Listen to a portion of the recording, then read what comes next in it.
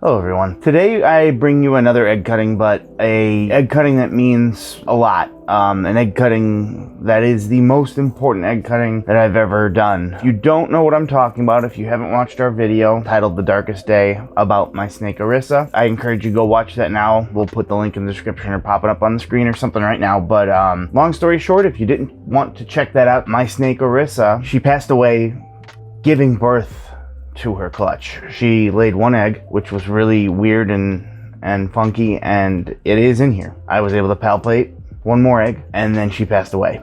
I then had to perform rudimentary surgery on my animal, which had just passed away, to get the rest of the eggs out, knowing fully that the odds of eggs surviving being cut out of a female, I don't know if I've ever heard of it. Every other one that I cut out of her went bad, except for one egg. It's in there.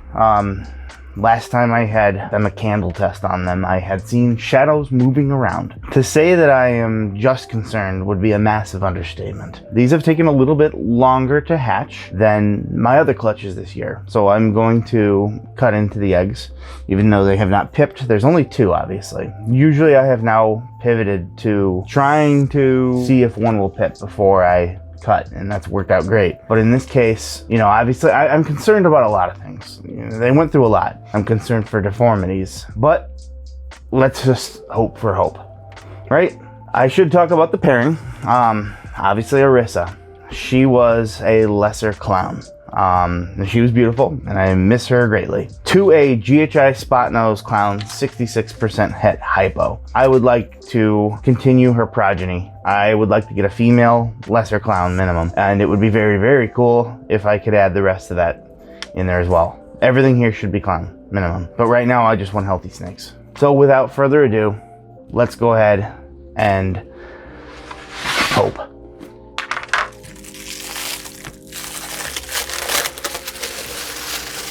And you can see how weird the eggs still look. This is the one she laid. This is the one that I cut from her. You see how kind of bruised and ugly this egg really is. So obviously I'm concerned. But they look like they made it to term. So we'll have to see what happens here, right? Let's go with the one she laid. Definitely an animal in there. I just hope that it's okay.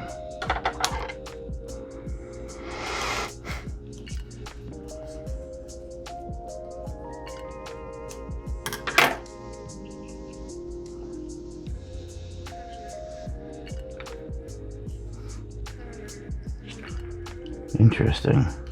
This looks like a Batman. You thinking it's alive? I think it is. No, it's not a Batman. There's pattern there. The back end of the snake is interesting. It's alive. So. Alright, now what is she? I didn't even go over the odds. I didn't think about that. Obviously, I don't think this is lesser. I mean, it's very dark. I didn't even research this enough. I just was concerned with the health of the animal, obviously. Without seeing the head, just with how much pattern there is here, I gotta give to Spotnose because it's also lighter. Clown, clearly. But this is interesting. It's definitely alive. So that's nice. That's absolutely beautiful to see that. But look at this back there. Like at first when I opened this and I saw that, I'm like, that looks like a Batman. But you can see the pattern back there now. So it's not. I was just like, did somebody hide leopard in there somewhere? I'm having trouble with this one. I'm gonna guess Spotnose Clown. This GHI was in the mix, obviously from the male, but this isn't GHI, and I don't want to screw with it too much. Obviously, it broke its embiotic sac. That was on its own too, so it had to have had its head up there, and it looks like all the yolk is absorbed. Incredibly clean. I struggle to say that this is just a Spotnose Clown. That doesn't make sense. I might have to wait till it comes out. It's very pretty though. So I'm happy that there's one healthy animal. This one, if I have to pick one to be the most concerned about, is this one. I cut this one from her belly. I mean, but there's an animal that has grown in here. And we can just hope that it's alive. I have never heard of an animal that was cut from the belly of a passed away snake that made it to term. Let's go ahead and see. I don't know about this. I don't know.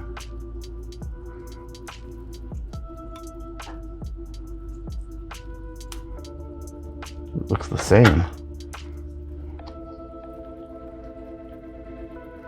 What in the world is all this blushing? This is really cool looking. And it's alive. Again, Spotnose Clown. This is alive, and it does not look like I have any issues to worry about. This animal would not be alive had I not chosen to cut it out of her belly. And it is stunning. I am starting to wonder if she was just Lesser Clown, but I just don't care right now. She's beautiful. I think it's a she. I don't know why. I hope it's a she. Right, so it's been quite some time since we filmed the first part of this video, and we've had a lot of people asking for an update. So here it is. Both of these animals are doing very well. They've both had a good amount of meals. This one here started eating a little bit first. You can even see it's a little bit bigger, I think, in the camera, but it is. And I believe this one is, I think, just a normal clown, honestly. I mean, the pairing, again, was a GHI Spotnose, possible hypo clown, to Orissa, who was a lesser clown. I found out she could have been a pastel lesser, but I don't think either of these have that in there. So I think this is just a really nice clown. When I first opened this, you can actually see on the video, this is what I saw here. And when I saw that, just this back end of the tail, I was like, holy cow, it looks like a Batman. But, I mean, you know, same thing on the other side, the tail. It starts a little earlier.